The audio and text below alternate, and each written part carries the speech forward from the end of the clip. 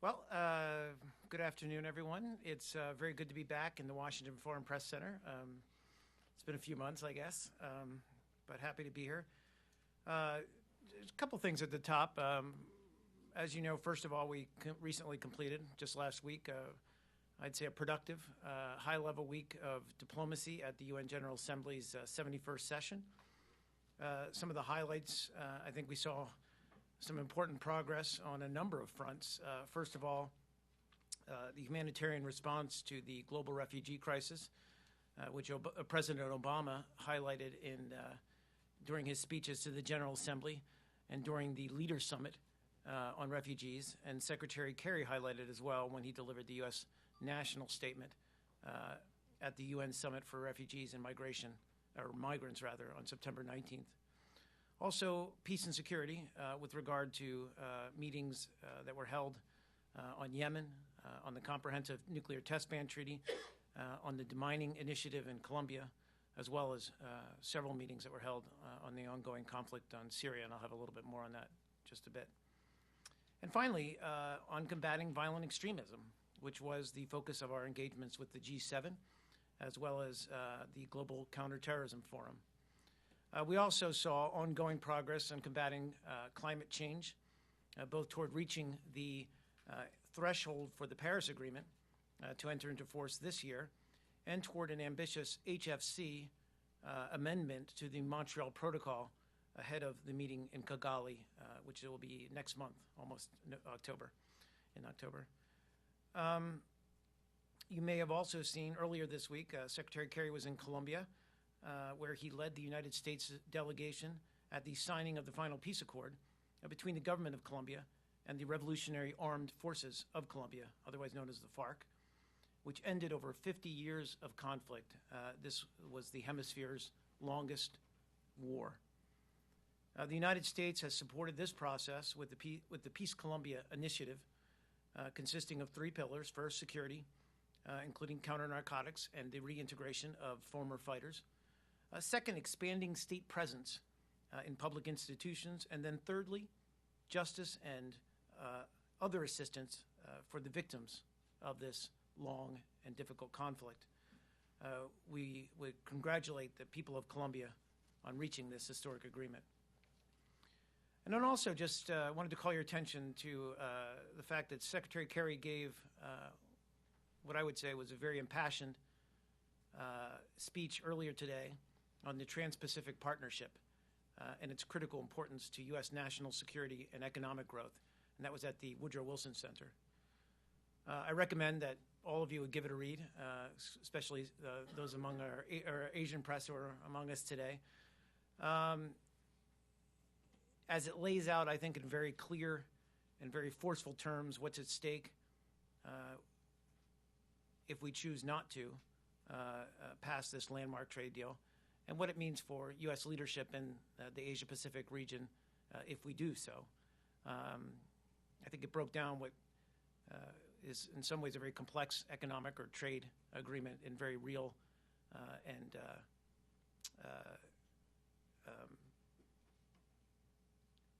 simple terms about what it means with regard to U.S. leadership in the Asia-Pacific region. Finally, on Syria.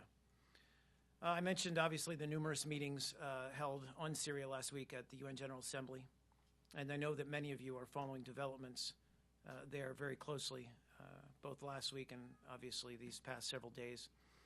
And as you know, at this point, we're facing what can only be considered very serious challenges to implementation of the agreement that we reached with Russia in Geneva on September 9th. As you know, very quickly, that involved 7 days of significantly decreased violence, followed by a cessation of hostilities nationwide, along with access for humanitarian assistance to reach many or significant parts of the country where it has had difficulty reaching up till now. Then finally, the prospect, if we got there, of grounding the regime's air forces in the designated area and then moving forward with a joint implementation center with Russia to target Nusra and Daesh. But you may have seen that Secretary Kerry spoke this morning with Foreign Minister Lavrov, and he emphasized our grave concern about the deteriorating situation in Syria. And he informed the foreign minister that the U.S. is making preparations to suspend U.S. bilateral engagement on Syria unless Russia takes immediate steps to end the assault on Aleppo and to restore the cessation of hostilities there. So I'll stop there and open it up to your questions. Please start with you. You had your hand up first. Irina Gilovska, Macedonian TV. Obviously, the families of the victims of 9/11 will start to sue Saudi Arabia. How this will affect the U.S. Foreign policy, and will this have any impact on the operations against Daesh in the Middle East? Well, you're talking, I think, about the congressional override that took place earlier today of President Obama's veto of the JASTA legislation. A couple points to make on that. First of all, obviously, we remain profoundly sympathetic to the families of the 9/11 victims and their desire to pursue justice for their loved ones. That said, we've been very clear all along that we believe this legislation could have very serious, broad-ranging negative consequences for global U.S. interest. Specifically, we've said this legislation will enact broad changes in the way we adhere to longstanding international law regarding sovereign immunity, which could affect our nation's ability, the United States' ability, to act internationally, and could affect our relationship with every other country in the world, and that includes Saudi Arabia. So, to put it mildly, and I'm summarizing what I think Josh Earnest of the White House already said, it's in many ways it's a disappointment to see this legislation was passed. Please, sir. Yeah, please. Thank you very much. My name is Dong Huiyu with China Review News Agency of Hong Kong. Sure. Regarding U.S. sanctions on Chinese company and nationals, the spokesperson of Chinese Foreign Ministry said China would cooperate with relative country on the basis of mutual respect and equal treatment, but opposed to taking this matter into its own hands by the U.S. based on its domestic laws. How do you communicate with your Chinese counterparts in the past several days? And secondly, Donald Trump wants China to solve the North Korea problem by itself. How would you respond to it? Thank you. Your first question, though, specifically, just to drill down on it, you were asking me, I know you're talking about, I guess 2 days ago, there were these sanctions announced by the U.S. Department of Treasury, adding 4 Chinese nationals and 1 Chinese entity to their specially designated nationals list for evading U.S. and UN sanctions that were imposed on North Korea. That's the case you're referencing. But what was your specific question? I apologize. How we're working with China on that? I apologize. How do you communicate with your Chinese counterparts in the past several days? Well, I mean, I just say we regularly consult with China with regard to sanctions and North Korea. Well, frankly, on a wide range of issues, we regularly consult with China. But that includes certainly activities of concern. China is obviously a partner. It's also concerned about the provocative moves that North Korea has made in recent months, continuing to test missiles, continuing to conduct nuclear tests that have, frankly, alarmed the entire international community, but certainly those who are North Korea's neighbors, and certainly along the Korean Peninsula, but frankly are a threat to the region's stability and to the United States, or security rather, and to the United States security.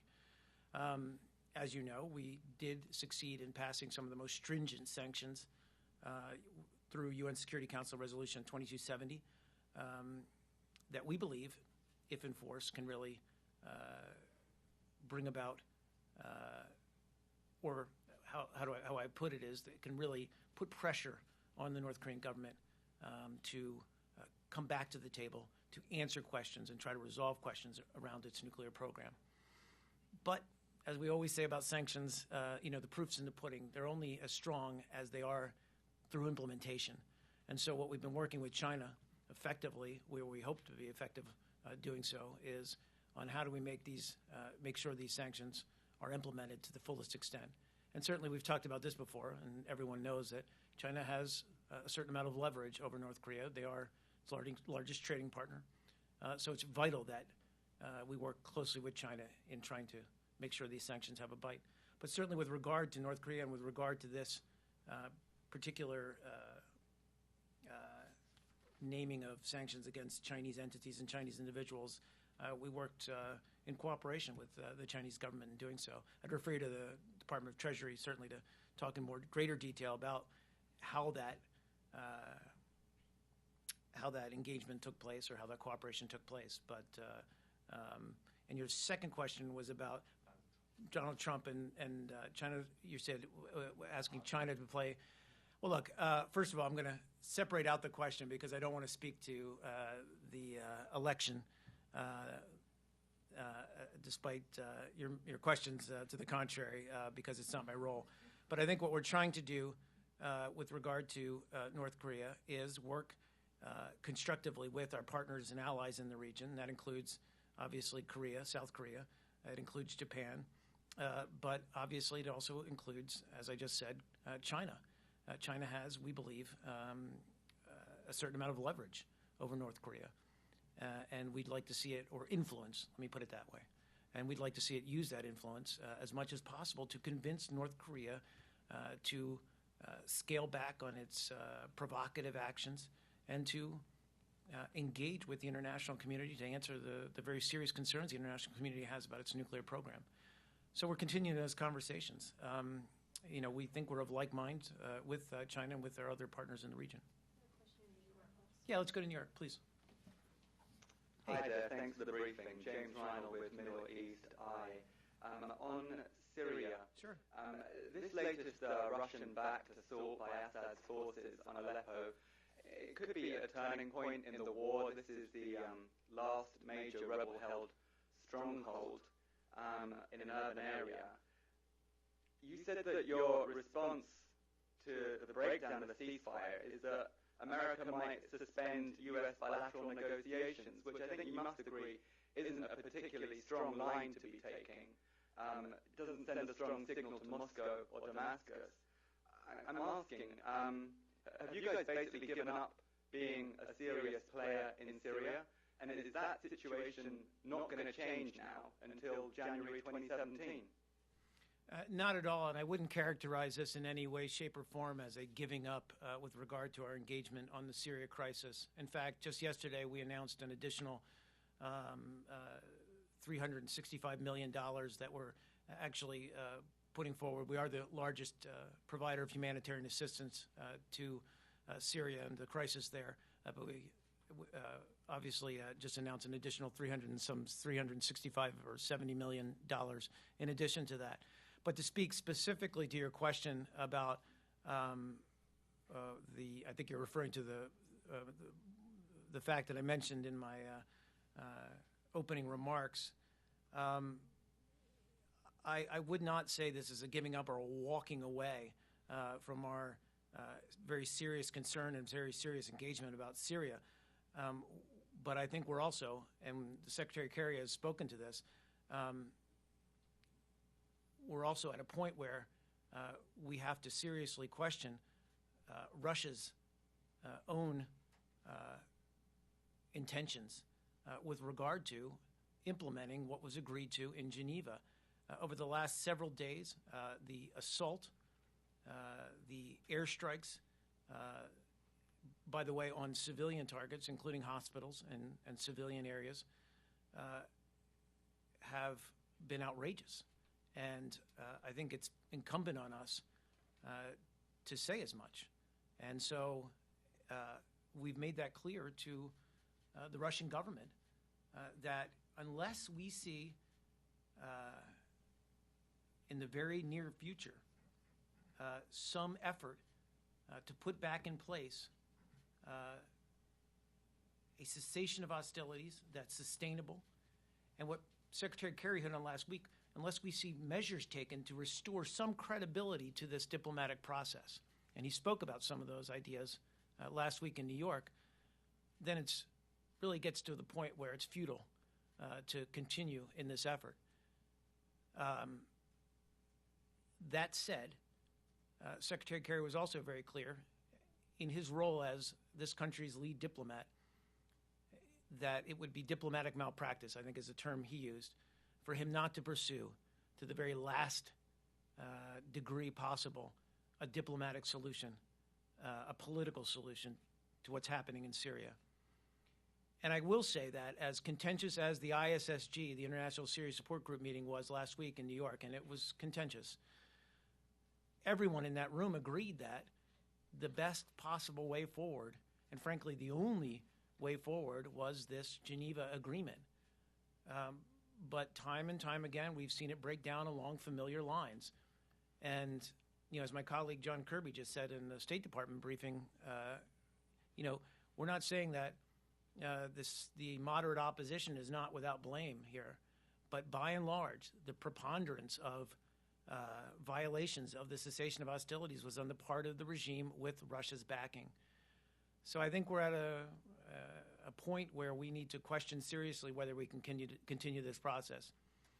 And we're at a point, too, where we need to look at what, then, as you asked with your question, what possible next steps we take. I don't think we're there yet. We haven't reached a decision on what those possible next steps may be, but I also think we can't delude ourselves in continuing a process that bears no fruit. You, please.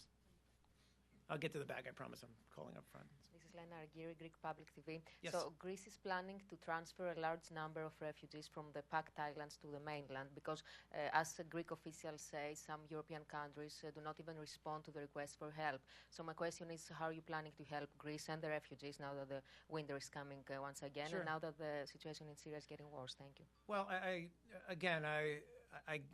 have to check on specifically what we may be doing to help Greece.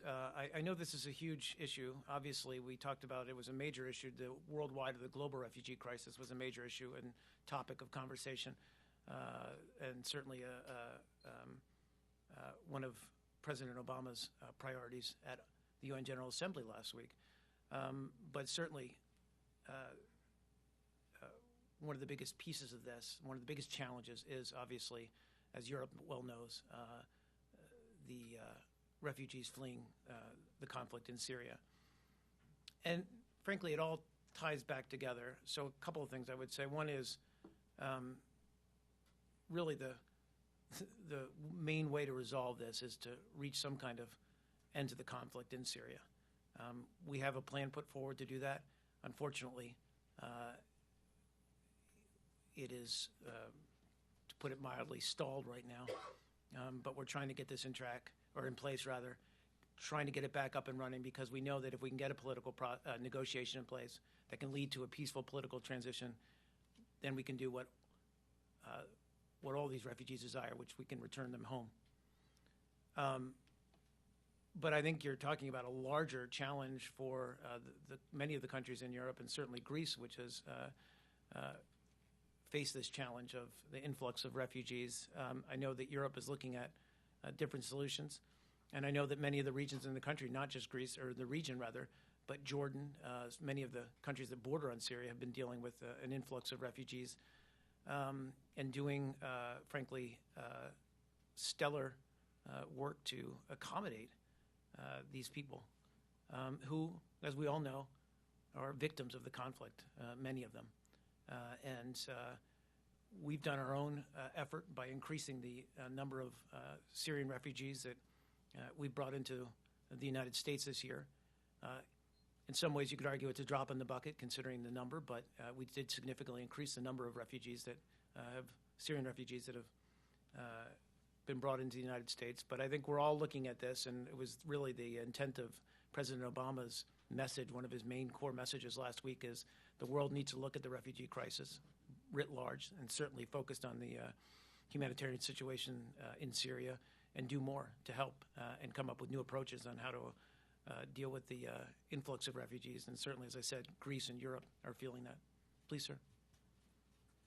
Mohammed Al-Minshair from Al Arabi Television. Back to JUSTA bill. Now the Congress overrides the president veto. What's plan B for the administration? Do you have measures or steps to minimize the damage and the Saudi concerns? And are you afraid that Saudi will be concerned of or hesitant to cooperate in countering violence extremism? Well, I mean, I think, we are concerned that that this legislation, this law, threatens to complicate our relationships with some of our closest partners. I would say, with regarding our relationship with Saudi Arabia, it's a very strong and solid relationship, one that stood the test of time, and one that is based on a wide range of mutual interests. And Secretary Kerry obviously will speak to our ongoing cooperation on a number of issues, including Syria, including Yemen, with Saudi Arabia. And we're going to continue to work with the government of Saudi Arabia on all of these issues, on the full range of issues that we cooperate on. This is something we've been discussing with these governments. I'm not going to detail our diplomatic conversations, but certainly there have been concerns voiced about the impact of this legislation. I think we're still in early days. We're still assessing what this will mean. But we've made our concerns, as I just did, very public about the impact of this legislation on the United States' ability to engage in many of the conflict areas and many of the crisis areas around the world. That doesn't, that's something we're going to have to deal with and look at and examine as we move forward. And certainly we're looking at the impact, as you note, of what this legislation may have on some of our important relations, including Saudi Arabia and the region. But too soon to say what next steps may be. Please, sir, you. Thank you. Jafar Jafari with Al Mayadeen TV. On Syria, Sure. It is often referred to as a civil war. And normally that is attributed to anonymous U.S. officials, that term. Now, with the Germans recently came out and said that there are tens of thousands, I don't recall the exact numbers, I don't want to make a mistake, tens of thousands of those fighters or opposition groups are of multiple nationalities, so that hardly qualifies for a civil war definition. Now, is it still accurate to call it a civil war when we have so many foreign fighters of different nationalities? I think I see your point. Go ahead. I'm sorry. Go. Yeah, sorry. And the second question: before the hostilities, the cessation of hostilities collapsed, the Russian side had always said, the United States was supposed to have given us delineation of Nusra's positions and other details. Yep. Why hasn't the U.S. done that? Sure. So starting with the first part of your question, which is this a civil war? Does this constitute a civil war? I think if you look back at the origins, first of all, it is a very complex battle space in Syria right now, because not only do you have, as we'll discuss soon, the civil war there, the war being carried out between the regime and the moderate opposition, but you've also got groups like Nusra, an Al-Qaeda affiliate, and then, of course, Daesh or ISIL, which is also, because of the ungoverned areas, frankly, that were created by the civil conflict, have put roots down. So there's war within war, if you will, there, because certainly we, as part of the anti-ISIL or anti-Daesh coalition, are working with many of the local groups in northern Syria, as well as with Turkey and other members of the coalition, to drive out, to uproot Daesh from the territory it holds in Syria, and have had considerable success doing so. But what I think you're focused on in your question is, does this constitute a civil war when you have outside actors like Russia, like Iran, with troops on the ground, with forces active in that area? Does it still constitute a civil war? Look, I think if you look at its root, where this conflict or how this conflict came about, President Assad, in response to what were largely peaceful civilian protests, and I'm going back now 6 years, responded with a very heavy hand and went after these groups of protesters, beat them, killed some of them, arrested many of them, and frankly generated much of the conflict that ensued. And he has continued to stoke this by carrying out attacks against moderate opposition, against civilian populations, and really, as I said, driving some of these groups into the arms of extremists. We've talked about that dynamic as well. So it's a very complex situation. Nobody's going to deny that. And just as we said all along, all of this is based, and by all of this I mean the Geneva Agreement, is based on the supposition that we, the United States and some of our other partners within the ISSG, can exert the influence necessary or needed for the moderate opposition to adhere to a cessation of hostilities. And it's incumbent on Russia to also influence the regime to also adhere to that same cessation of hostilities. If you don't have that, you don't have a cessation of hostilities. I think what you've seen by and large in the early initial days after the Eid, when this latest effort came into effect, you did see a relative short but a relative period of calming for the first several days. But there were still violations. To get to your question, though, about this delineation, it's absolutely correct to say that we and Russia were talking about how do you disconnect or where there's overlap, and there is indeed overlap, partly created by the pressure that the regime's placed on some of these moderate opposition groups between Nusra and some of these opposition groups. I think that was the idea behind the cessation of hostilities, was a 7-day period of calm, after which, if you got it, the regime would ground its air forces, and we would go after, in coordination with Russia, Nusra. Now, if you were a member of the opposition and you had not adhered to or not disengaged with Nusra by that period of time, then you were considered part of Nusra, and you would be a viable target. Now, if you had not and adhered to this and had adhered to the cessation of hostilities and disengaged from Nusra, then you were part of the cessation of hostilities. So in many ways, it was a self-identifying process, but a very important one, because you need to, obviously, disentangle what has become a fact of or reality in and around parts of Aleppo. And then, and it's really the missed opportunity here, what we wanted to get to with Russia was a really strategic assault on Nusra, much in the same way that we've gone after senior leaders and targeted ISIL in Iraq, but also in Syria, where we're really going after key leadership and not just going after targets that may involve civilian targets that may also result in civilian casualties. So a more strategic and a more precise targeting of Nusra. But we're not there. We're nowhere close to that point now. In the back, yes, sir. Oh, I'm sorry. I'll get to New York. Hey, New York. Sorry. Assistant Secretary Daniel Russell told the U.S. had requested to many countries degradation of a diplomatic relationship with North Korea. Is that right? Could you explain more about it? I'm sorry.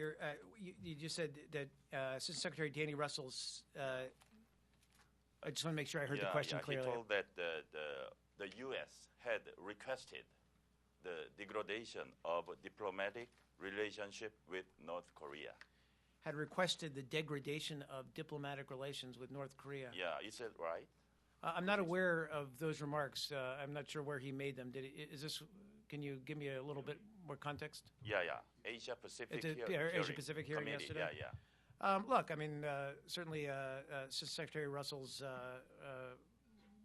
words speak for themselves. I'm not going to attempt to parse them. I think I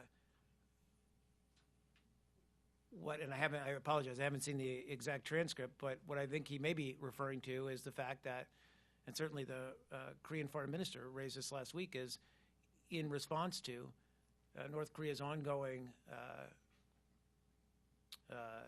efforts to spurn the international community's very real, very valid concerns about its nuclear program, that it's worth looking at how we engage with North Korea diplomatically, how the international community engages with North Korea diplomatically. I think that there's obviously real concern in the region and around the world about North Korea's bad behavior, and how do we get them back to a point where they're willing to, again, engage constructively in a process and in talks about its nuclear program. Instead, we just simply see provocative action after provocative action. So I think we're working very closely with a number of countries in the region about possible steps and initiatives we can take in response to that challenge. But we continue to try to work at that. It's not easy. I'm going to start way in the back. You in the yellow. Thank you. Yeah. New York first. Oh, I'm so sorry. Can I do New York first, and then I promise I'll get to you. I'll do New York. New York. I did. She's right. She's keeping me honest. Fighting for our rights from New York. Yes, of course. Thank you, Mr. Turner. Thank you for this briefing. This is Errol Avdovic with Demi Abbas from Sarajevo, daily from Bosnia and Herzegovina. Thank you also for addressing the very important issue for us of the illegal referendum if a smaller Bosnia entity RS. A couple of points, or actually rather questions.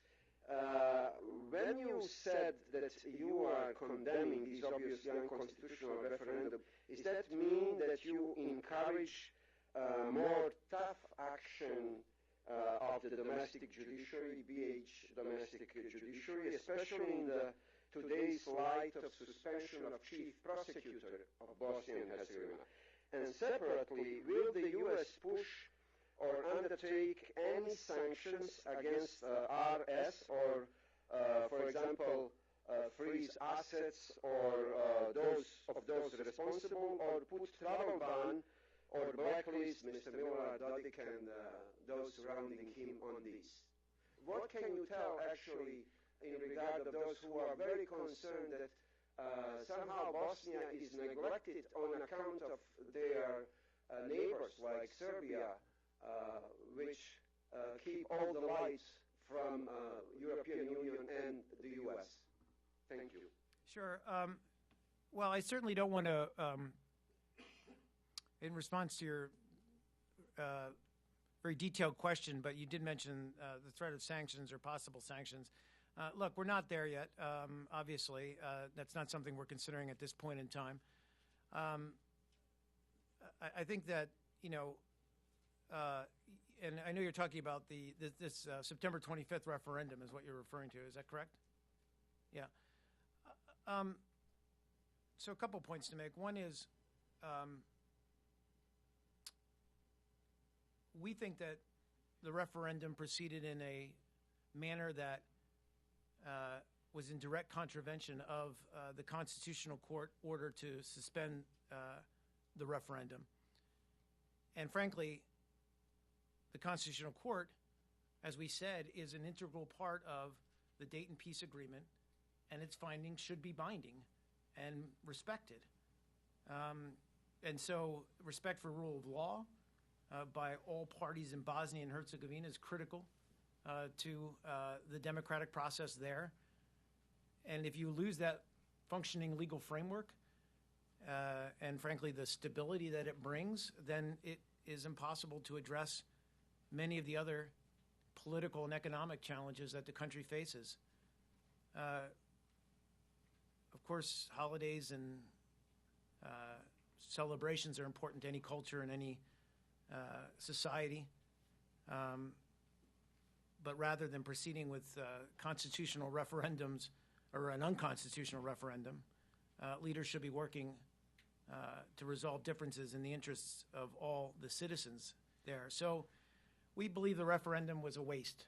It was a waste of valuable resources and won't result in any real progress for the many challenges that Bosnia and Herzegovina face. I don't want to speak to possible next steps we'll take. As I said, we're not at the point of considering any kind of taking any kind of actions with regard to sanctions or any kind of or punishment of this behavior. But it's a matter of concern, and frankly, it continues to hamper, as we said, or as I just said, what we believe is the kind of real political progress needed on the many economic and political challenges that Bosnia faces. Please. Oh, you in the back? I know, I promised, and then to you. Thanks. Thank you very much, Mark. My name is Zhang Xin from the China Central Television. Sure. On a different topic. So this year, the U.S. president actually met with the Chinese president twice, both here at the nuclear summit and also in China, in Hangzhou at the G20. And he also met with the Chinese premier a week ago in the United Nations General Assembly. So, the leaders spend quite some time together. What does this imply? And also in the coming year, what are the priorities between U.S. and China on bilateral relations? When the new president vows in, do you think the foreign policy could be a big change from what it is now? And do you have a buffer zone in the State Department to cope with the changes? Thank you. Sure. Well, look, it goes without saying that our relationship, our bilateral relationship with China is, to put it mildly, very significant, very important. And certainly that's reflected in, as you said, the two presidents' engagement over the past couple years. And, of course, it's a relationship that spans many issues and has some areas of real cooperation, such as on climate, and that's been a significant area of cooperation, and some challenges as well, such as our concerns, ongoing concerns about human rights. But it is a relationship that's absolutely vital to both our countries' interests, certainly to the national security interests of the United States, to pursue where we can, whenever we can, a constructive and positive relationship with China. But also, I think it's important just the fact that we are able to sit down, our leaders, both at the foreign minister level, but certainly at the presidential level, and talk things through and talk about some of these issues where we have disagreements, to talk through those disagreements, but where we see areas where we can cooperate, to try to leverage those areas and to work together productively. And we've seen that in multilateral settings, certainly with respect to the Iran nuclear agreement. So as much as we can maximize those areas of cooperation and work through continuing challenges that we have in a relationship, we're certainly going to pursue that to our utmost, regardless of who becomes president. It's a very complicated relationship because we are, one's a rising power, one's a considerable power, a global power. But, we believe it's absolutely critical to strengthen that relationship. Well, again, I think I spoke to the priorities. I can go through a laundry list, but I think, we're going to continue to work with China on global issues of concern. That includes North Korea. That includes continuing to hold Iran's feet to the fire with regards to the JCPOA. It also includes working together productively on climate change. And that's been an area, as I said, of real constructive engagement and cooperation. We're going to work, obviously, on closer economic ties and also work on the challenges, as we've talked about, some of the cybersecurity challenges, some of the human rights challenges. We're not going to shy away from those issues. So those are all the baskets of issues that we look at. And certainly with regard to some of the other difficult issues like South China Sea, we want to see more dialogue, more constructive engagement. We're not a claimant there. We don't have a dog in that fight, as we say in America. But what we want to see is those who do have concerns and claims about the South China Sea to work to establish mechanisms whereby they can resolve those differences diplomatically. I'm going to move on, please. Oh, that's okay. We'll get to you. I'll wait. Diana Castanera, NTN24 Colombia. Sure. Colombian people is going to vote on FARC peace deal this Sunday, and I want to know what are the expectations of the U.S. government for this vote, especially if the result is no to this deal, and also if you can comment about the meeting that the Secretary Kerry had with the president of Venezuela in Colombia, especially after Venezuelan officials deny recall vote in 2016. Okay. Try to work through those. So first of all, you're talking about the plebiscite. I'm not sure if I'm pronouncing that correctly. Look, we obviously, as I just said at the top, this was a significant moment in the history of Colombia, the longest standing ongoing conflict in the hemisphere to be resolved. Took a tremendous amount of courage and leadership by the government of Colombia, and certainly we stand in support of that agreement.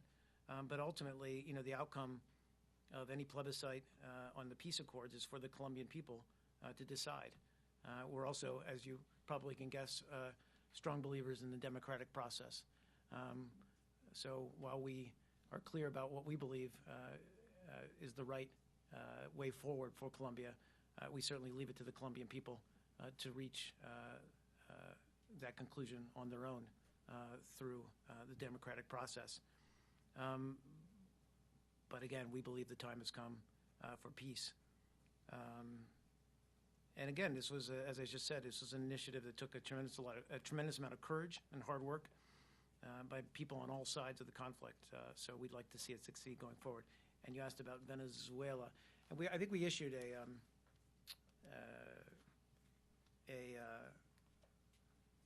readout of the Secretary Kerry's meeting with President Maduro the other day. But he did, as you raised in your question, he did meet with President Maduro on the margins of his trip to Cartagena on Monday, September 26th. He raised our concerns about the ongoing economic and political challenges, certainly political challenges that have affected millions of Venezuelans. And there are very real concerns about the plight of many Venezuelans who've been seriously affected by food shortages, water shortages, et cetera. And he urged President Maduro to work constructively on or with opposition leaders to address some of these challenges. The Secretary said it best, I think, in summing up the meeting and summing up our general attitude towards Venezuela. He said, we're not looking for conflict.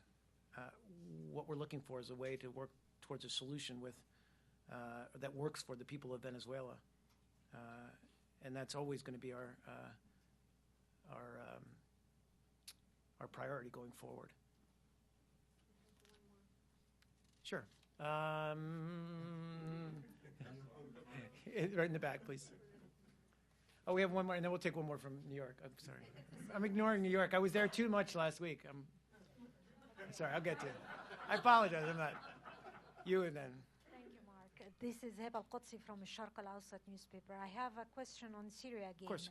I understand the U.S. position to continue the diplomatic efforts and cooperate with Russia to get a political solution in Syria. But it seems with the intensified Russian-Syrian airstrike on Aleppo that it doesn't care, Russia doesn't care or doesn't give a damn about the U.S. cooperation. What leverage do we have on Russia, and what other options beside the diplomatic efforts? What do you have? What options do you have on the table? And another question regarding arming the Syrian rebels. Don't you see this is some kind of imitating the same scenario when when other countries armed the Mujahideen in Afghanistan, and that led to a success over the Russian influence? Sure, I don't mean to cut Thank you off. you. Please, thank you. Thanks for the questions. Your question about leverage is a good one. I don't want folks to misinterpret what the Secretary conveyed to Foreign Minister Lavrov earlier today. What he was saying was that it becomes futile to continue to pursue this agreement that we worked out in Geneva if we continue to see the kind of full frontal assault on parts of Aleppo that we've seen over the past several days. That are worse than what we've seen in the previous weeks and months. The use of incendiary and bunker buster bombs in an urban environment that target civilian infrastructure, but certainly put at risk civilian lives is unacceptable. And I think we have to, at some point, say that. And we have. So I think what we're looking for now, and I don't mean to, we're not trying to shut the door on this altogether, but I think what we need at this point is some gestures on the part of Russia, but certainly the regime, that at least restore some kind of credibility to this process. Otherwise, you can fool me once, or what's the expression? And then, but at a certain point, you have to say, no more. We're not going to pursue this. So I think we're at a point now where we're looking at the situation, and we need to see extraordinary measures taken to restore some kind of credibility to this process. We may get there. I don't want to close that door, certainly not before Russia's had a chance to respond. But that's where we're at. So in terms of leverage, look, I mean, that's the whole idea behind this International Syria Support Group is based on the fact that everyone around that table or in that room is a quote-unquote stakeholder on what happens in Syria. And everyone who's a member of that group has said that they want to see a peaceful resolution to the conflict in Syria. So based on that core tenet, that's what we've been working to achieve. Russia has also said that they want to see that kind of transition, that peaceful political transition. I think the leverage is, if there is any leverage, it's that could all be thrown out the window and placed in jeopardy. And as I said to our own press corps the last couple of days, the situation in Syria is horrific, but it could get worse. And to answer your second question, I don't think any of us want to see a situation where we've got other governments providing arms or increasing assistance and arms to some of the rebel factions that are fighting on the ground. But that's certainly a scenario that you could see happening. And I think we're just stating what could well happen if this cessation of hostilities fails once more and we're back to a state of all-out conflict. Nobody wants to see that. We still believe that there's space for a diplomatic solution. We haven't given up on that effort yet, and we're going to continue to seek that diplomatic solution to the utmost degree possible.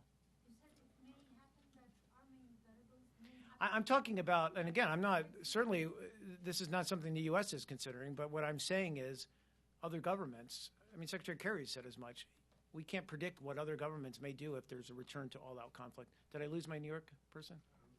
We did. We'll be emailing a question. Sure, absolutely. Andre, go ahead. Yeah, I just wanted to follow up. Of course. Thanks, Andrei Sita from TASS from Russia. Thanks to the FPC for hosting the briefing, and thank you for coming over. Good to see you. Basically, a follow-up to that. You are saying the door is not yet closed. I obviously want to ask you how soon it will close. You obviously will not tell me, so just tell me if the decision has been taken on when to close it, if it's just a matter of the clock running out, and it will happen automatically, or if some additional steps need to be taken for that decision to be taken. Thank you, sir. Sure. My short answer is I don't have a definitive answer for that. I can't put a date certain or an hour certain that when that door will close, as we're using that metaphor. But I think that it's very close, and by that I mean that we've seen a real intensification of the assault on Syria, and as I said, it starts to strain our credulity to believe in a genuine diplomatic process in the face of this all-out assault on the civilian population of Aleppo. I think, is it last question, or is that all we have time for? I think that's all we have time for, unless you... Okay, no, I'll take one more. All right, one more. Please. Last question. Thank you. I'm Lucia Leal with Spanish Newswire EFE. I wanted to ask about Cuba. Yesterday, President Obama nominated an ambassador to Cuba. After more than a year with just chargé d'affaires there, why did he decide to do this now? And how hopeful are you that the Senate will confirm him, since Senator Rubio has already expressed opposition to this? Well, excuse me. So, first of all, why now? Because we believe that American interests in Cuba will be best represented by a Senate-confirmed U.S. ambassador, not just in Cuba, but everywhere in the world. We always want to see a confirmed ambassador leading the U.S. mission to any given country. Certainly, we've got very competent, capable chargé d'affaires in many countries around the world, where our ambassadors are still being vetted by the Senate. But it's always our desire to see our missions led, whether it's in Cuba or anywhere in the world, to be led by a U.S. ambassador who is representing the U.S. government there. We think that with respect to Cuba, an ambassador in place and the individual is being considered as a real seasoned diplomat. But it's going to further strengthen our ability to advance the normalization process and advocate for U.S. interests in the areas of law enforcement, in the areas of human rights, counter-narcotics, environmental protection, and many other areas where we want to work on more constructively with the government of Cuba. And just in response to your second part of your question, why is it important for him to be confirmed by the Senate? Well, we think the voice of an ambassador will also provide a high platform, or high-profile platform, I guess, in Havana for the administration to continue to promote respect for human rights, both through engagement with the Cuban government, but also with the human rights community there. And that's something that we certainly believe is in Congress's interest as well, and in the interest of the American people. So, finally, I just would say that, by confirming an ambassador to Cuba, we think the Senate would signal support for deepening ties with Cuba and Cuban-American and Cuban communities. And I think, since we've normalized diplomatic ties with Cuba, I think many of the naysayers or the doubters about that action have now seen some of the tangible results in the people-to-people ties, that while we haven't seen all the political progress that we'd like to see with regard to, as we said, progress on human rights and some other areas, we have seen a real strengthening of people-to-people engagement that have, frankly, I think, proven really constructive and really effective in strengthening our diplomatic relations with Cuba. So I'll end it there. Thanks so much for listening to me and asking me questions. Happy to come back. I'll try to make it sooner rather than later. And thanks so much, everybody. Thanks for joining us for the briefing with Deputy Spokesperson Mark Toner, and I hope that all of you will be able to join us in the reception area to celebrate an end of a fiscal year, the end of summer, End of a and to fiscal thank year. you for all that you've done with us this year. Thanks. Thanks so much, guys. I'll see you in a second. I'm going to drop this book off.